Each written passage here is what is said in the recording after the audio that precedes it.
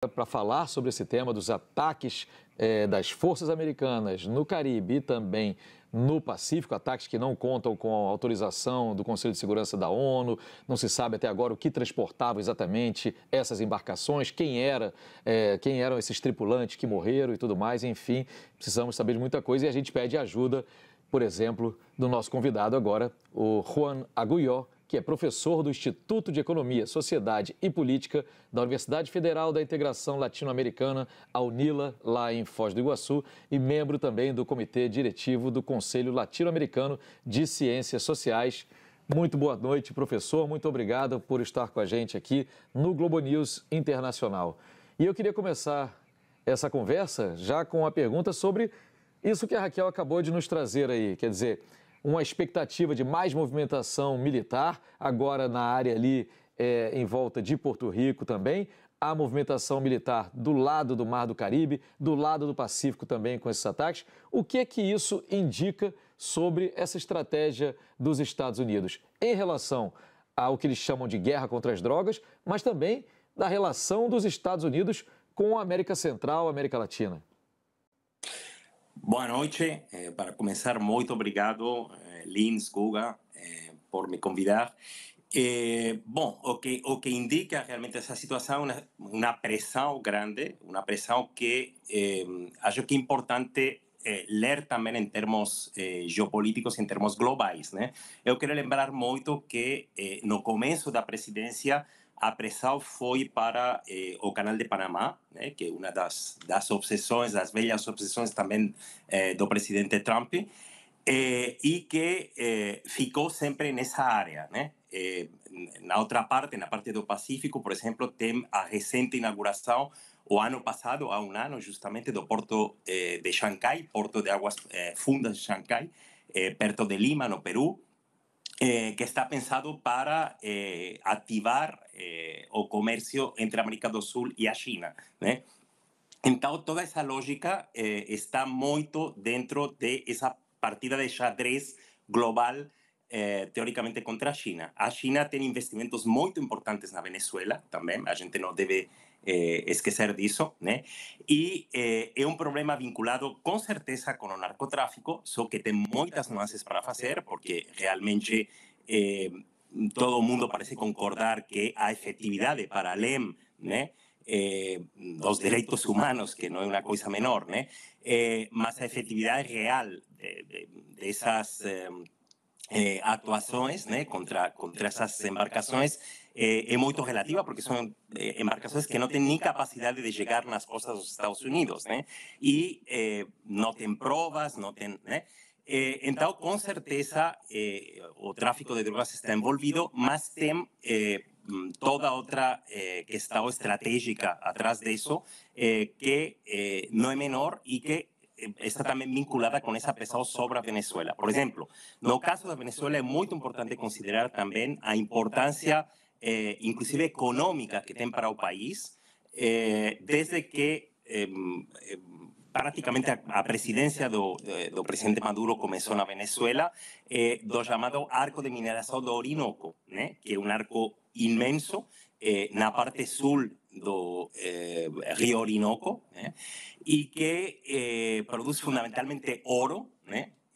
E outros mineiros que são estratégicos, que são muito importantes. Se fala inclusive de terras raras, minério de ferro, e outros elementos que podem ser muito importantes e que essa pressão colocada sobre a Venezuela pode estar complicando uma produção que é essencialmente informal, né? E que é essencialmente não controlada, né? E que precisa justamente de uma entrada e de uma saída que é tão importante como a do narcotráfico. Então, tem muito elemento nessa pressão a considerar, para além da falta de informação que caracteriza, né, a situação. Professor, o Guga Chakra aqui, eu gostaria de saber, na sua avaliação, qual é a intenção do Trump com a mobilização militar, aí especificamente no Mar do Caribe e especificamente em relação ao regime do Maduro? Ele quer apenas exercer uma pressão para talvez o Maduro fazer mais concessões aos Estados Unidos. Ele quer exercer uma pressão para o Maduro talvez concordar em deixar o poder num acordo, ir para o exílio. Ele quer exercer uma pressão para haver um levante na Venezuela, ou ele realmente tem intenção de uma ação militar contra o Maduro, seja uma ação militar nos moldes como ocorreu com o Irã, com bombardeios, mas não necessariamente mudança de regime, ou como foi o Bush no Iraque e o Obama na Líbia, de mudança de regime. Na sua avaliação, qual é a intenção do presidente Trump? Olha, a intenção real é muito difícil de saber realmente, né? Não dá para saber. A Venezuela é um país complicado, né? Ou seja, é um país grande e as consequências de uma ação desse tipo podem ser catastróficas, né? Especialmente considerando os fluxos ilegais que caracterizam a região, e isso pode ter vazamento nos países vizinhos, na Colômbia, no Brasil mesmo, na Guiana, tem tido faz muito tempo já, né? Então é uma situação delicada, porque é uma situação que realmente pode criar um foco de instabilidade muito grande na área, e é difícil para saber se realmente isso quer ser evitado ou quer ser provocado. Isso é complicado realmente. O que é interessante, pensando um pouco nessa parte do minério e nessa parte muito especificamente do ouro da que eu falei, é que desde que os bloqueios começaram contra a Venezuela, realmente, e desde que o preço do petróleo, eu quero lembrar que a Venezuela é um país essencialmente, tradicionalmente, produtor de petróleo, exportador de petróleo, desde que o preço do petróleo começou a cair internacionalmente, né? Desde que o boom começou a acabar, né? Coincidindo mais ou menos com a morte do Hugo Chávez. E a pressão sobre a Venezuela começou a crescer. Essa gestão do chamado arco de mineração do Orinoco começou a ser cada vez mais importante como fonte de recursos para o sistema, até para o governo venezuelano. É inclusive difícil de avaliar até que ponto realmente, porque tem uma mistura realmente aí de produção legal e ilegal que não dá para avaliar completamente qual seria o peso real, mas tem uma importância chave. Então, essa pressão que existe nesse momento na área do Caribe sobre a Venezuela já é uma pressão que pode ter uma consequência sobre a capacidade, inclusive financeira, do governo venezuelano. Então, pode ser inclusive que estén avaliando, ¿no? Y estén acompañando realmente cuál es el efecto de esa presión militar y de esa situación en tiempo real, ¿no? O sea, que a decisión no tenha sido tomada realmente, né?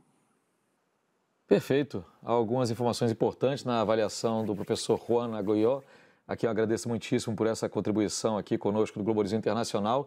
De fato, vai valer a pena a gente seguir acompanhando os desdobramentos dessa estratégia dos Estados Unidos, porque é muito difícil acreditar que seja, de fato, algo feito para combater claramente o narcoterrorismo ou o tráfico de drogas naquela região, visto que nem há por ali, pela Venezuela, uma rota muito clara e tradicional de cocaína e outras drogas, fentanil, muito menos, para os Estados Unidos a partir dali. Por isso que, é claro, por mais que não seja certo, fica no ar a possibilidade dos objetivos americanos serem bem outros. Entre eles esse, o sufocamento financeiro do governo da Venezuela para precipitar uma crise e, quem sabe, uma mudança de regime. Contaremos com a contribuição do professor Aguió e outros especialistas enquanto esses acontecimentos continuam se desdobrando, porque há impactos também aqui no Brasil.